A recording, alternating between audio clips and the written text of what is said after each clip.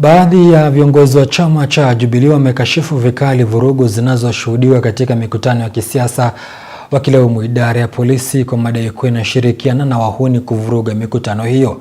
Wakizungumza wakiwa mjini Nyamira, viongozi hao wameitaka idara ya polisi kutokubali kutumika vibaya kisiasa, wakiwataka kutekeleza wajibu wao kulingana na sheria. Visa vya uvamizi wa mikutano ya kisiasa vinapoendelea kuripotiwa nchini, baadhi ya viongozi wa chama cha Jubilee wamejitokeza na kukemea vikali visa hivyo, wakilaumu idara ya polisi kwa madai kuwa inashirikiana na wahuni kuvuruga mikutano. Ni serikali gani tunaona polisi wakishikana na goons kwenda kuumiza watoto wetu kama vile walifanya Nairobi?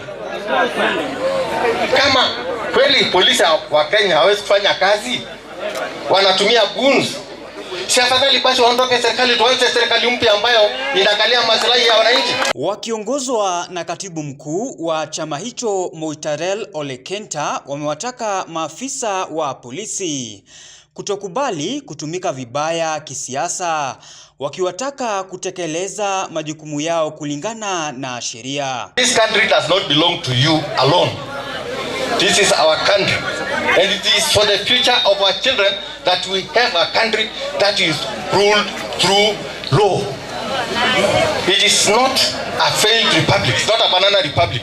Mheshimiwa Senator Sifuna akiwa huko Kakamega akifanya mkutano wake ambao ni mkutano ulikuwa wa amani, kisha askari polisi wamekimbia hapo, wamerushia ye tear gas. Sifuna atachokosa mtu? Sifuna ataiba kitu ya mtu?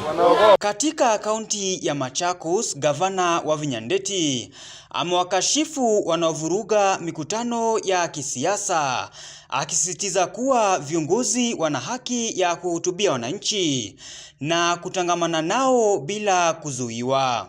Maneno ya watu kukutana kuharibu vitu, demokrasi ikuwe. Ukitaka kupanga mkutano yako, weka. Maliza na wewe. Mwingine anataka kuwa na mkutano yako afanye nini? Aweke. Amaliza na afanye nini? Na akienda maamuzi ni kina nani? Si nini maamuzi? Nini wakati mnataka amani ama mtaki amani? Haya yanajia huku waziri wa usalama wa ndani Kipchumba Murkomen akiendelea kushikilia kuwa mikutano hiyo inavurugwa na wanasiasa wenyewe, akitoa onyo kuwa serikali itawachukulia hatua kali wahusika. Tunataka tumalize siasa ya kutumia vijana kufanya vita. Hii maneno ya kulipa vijana kuambia wewe ukue gunzi wangu, ule akue gunzi ya mwingine. Watu wanatembea na visu, wanapewa miadarati, wanapewa pombe mbaya, ati ndio wapiganishe, lazima ishe. James Mwangi, Undugu TV.